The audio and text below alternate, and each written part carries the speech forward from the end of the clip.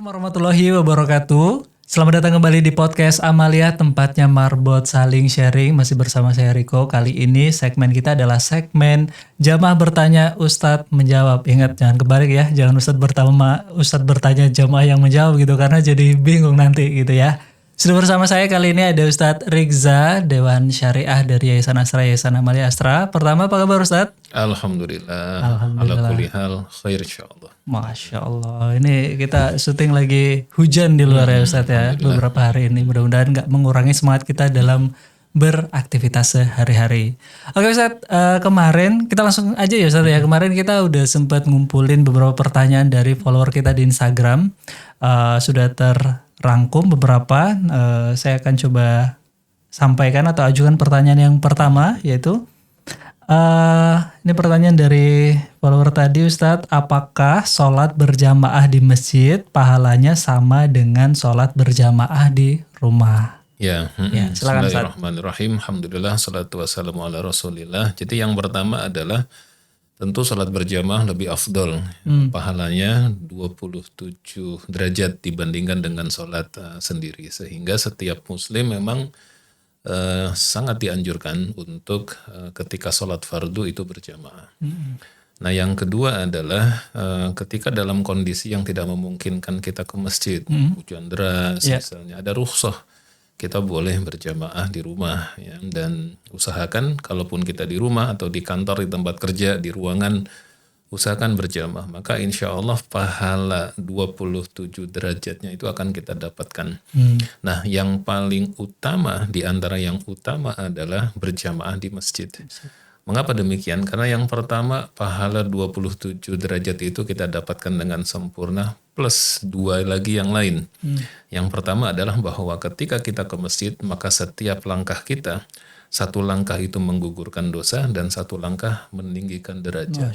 Jadi ketika kita melangkah ke masjid, yaitu satu langkah kanan kita menggugurkan dosa, satu langkah kiri kita meninggikan derajat. Dan terbayang oleh kita, ketika langkah kita semakin banyak menuju masjid, maka derajat kita akan semakin tinggi dan dosa-dosa kita akan semakin dihapuskan oleh Allah. Ya. Bahkan ada plus-plusnya lagi. Tadi kan baru plus tuh, ada plus-plusnya lagi.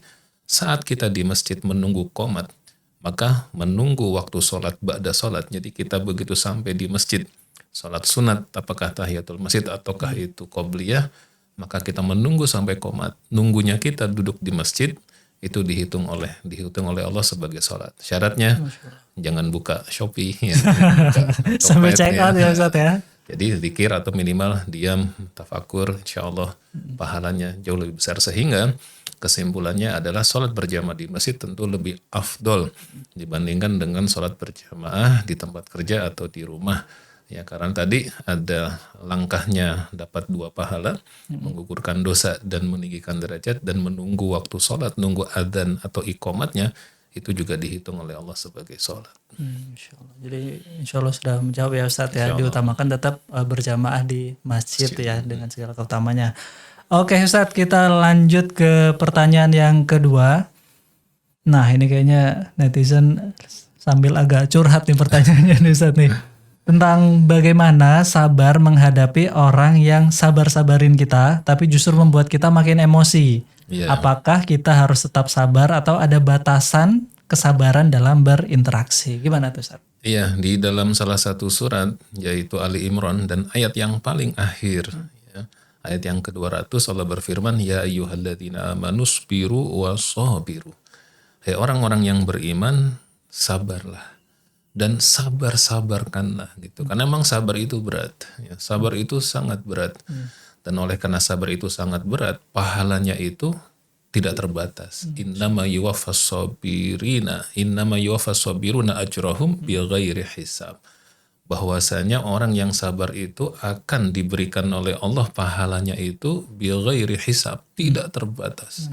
Jadi pahala orang yang sabar itu luar biasa, sangat-sangat banyak dan sangat-sangat besar, tidak terhitung oleh kita. Dan ini menggambarkan betapa sabar itu bukan perkara yang ringan, terlebih seperti yang tadi disampaikan. Kadang kita menemukan ada orang di sekitar kita, apakah teman kerja, atasan, bawahan, atau orang ketemu di jalan atau siapapun yang tingkah laku, perbuatan atau ucapannya itu sangat menyakitkan hati gitu ya. Tapi memang pesan Allah itu kita harus sabar ya. Ya ayyuhalladzina amanu sabiru wasabiru, bukan sekedar sabar tapi maksimalkan kesabaran kita gitu. Sampai batas apa? Sampai batas yang mungkin bisa dikatakan tidak terbatas gitu. Kalau kita bisa melihat perjalanan Nabi Shallallahu Alaihi Wasallam, bagaimana sabarnya Nabi ketika dilempari batu saat beliau berdakwah ke Taif bersama Zaid bin Harithah ya, sampai salah satu anggota tubuh beliau itu berdarah. Apa yang Nabi lakukan? Marah dengan warga Taif? Tidak. Bahkan ketika Malakul Jabal ya, dalam satu riwayat malaikat Jibril datang menawarkan jasa untuk mengangkat gunung yang ada di Taif ditimpakan kepada penduduk Taif, Nabi bahkan menolaknya. Kenapa Nabi menolaknya? Bahkan karena Nabi tingkat kesabarannya luar biasa. Hatinya itu sudah seluas samudra gitu ya. Sehingga beliau justru melarang malaikat untuk mengangkat gunung dan menimpakan ke penduduk Taif. Bahkan beliau berdiri dan mengatakan bahwa saya justru berharap dari mereka kelak ada orang-orang yang beribadah menyembah kepada Allah dan tidak menyekutukan Allah dengan sesuatu apapun juga. Bahkan kemudian beliau mengangkat kedua tangannya dan mendoakan warga Taif. Ya Allah, Allahumma ighfir li qaumi fa innahum la ya'lamun. Ya Allah ampuni dosaku. Ya Allah ampuni dosa kaumku yaitu penduduk Taif. Mereka melakukan hal itu karena mereka tidak paham. Nah, itu memang contoh idealnya. Tetapi kita kan mungkin bukan sesabarnya Rasulullah ya. Minimal paling tidak gitu ya. Kalau kita ditimpa sesuatu, maka kita harus mengembalikan segala yang menimpa kita itu tidak akan pernah terjadi kecuali atas izin Allah. Maka yakinlah bahwa ketika kita dicoba, diuji sesuatu yang membutuhkan kesabaran ekstra, yakin bahwa ini berarti Allah memilih kita, bahwa kita itu mampu, maka sabarlah dan bahkan kalau bisa doakan orang yang menzalimi kita agar dia mendapat hidayah dari Allah, dia mendapatkan kebaikan, dia diluruskan jalannya. Karena orang yang berbuat zalim itu pada hakikatnya kasihan. Ya, ketika dia menzalimi orang, maka setiap detik orang itu merasa terzalimi, maka pahala dia akan diambil kelak di yaumil akhir dan dia pun akan argo dosanya dia itu akan terus-menerus berjalan. Nah, kita sebagai sesama muslim tentunya kita tidak ingin saudara kita itu mengalami kondisi yang buruk dan negatif, ya, maka usahakan sabar dan kemudian minta doa sama Allah. Dan yang penting yang ketiga gitu ya, cari solusinya. Misalnya kita temui dia, kemudian sampaikan dengan bahasa yang baik-baik, atau temui orang yang punya wibawa gitu ya, dan kemudian kita minta tolong sampaikan tentang sikapnya dan seterusnya supaya dia berubah. Kalau itu bisa terjadi, Masya Allah itu pahala yang sangat-sangat berlipat ganda. Wallahu a'lam. Ya, berarti memang sabar itu tidak ada batasan ya Ustaz ya. Kalau masih ada batasan mungkin nunggu sebutannya ya Ustaz ya, bukan sabar. Oke Ustaz, kita lanjut ke pertanyaan yang ketiga. Ini tentang zakat Ustaz. Apa saja harta yang wajib dizakati dan apakah rumah juga termasuk harta yang perlu ditunaikan zakatnya? Iya, jadi pertama apa saja harta yang wajib dizakati? Prinsipnya harta yang menjadi kekayaan kita, yang kita simpan dan bukan yang kita pakai, itu wajib kita zakati. Contohnya misalnya tabungan, ya, deposito, kemudian mungkin juga kita punya investasi berbentuk uang, apakah itu sukuk gitu ya, apakah itu kemudian saham syariah ya, atau reksadana syariah ya, atau mungkin surat berharga syariah lainnya yang secara nominalnya sudah mencapai nisab ya, walaupun sekarang nih nisabnya agak naik nih Mas Riko ya, karena harga emas di pasaran sekarang sangat tinggi ya. Kalau kita jual itu paling tidak ya 2,5 ya. Kalau kita hitung 2,5 juta kali 85 gram emas ya, itu menyentuh angka 201 juta ya. Jadi kalau kita sudah punya tabungan uang, reksadana, deposito, sukuk ya, dan yang lain-lainnya, jumlahnya sama dengan atau lebih dari 200 jutaan, maka kita wajib mengeluarkan zakatnya 2,5%. Jangan lupa yang di sini nih zakatnya ya, jangan kemana-mana ya gitu ya.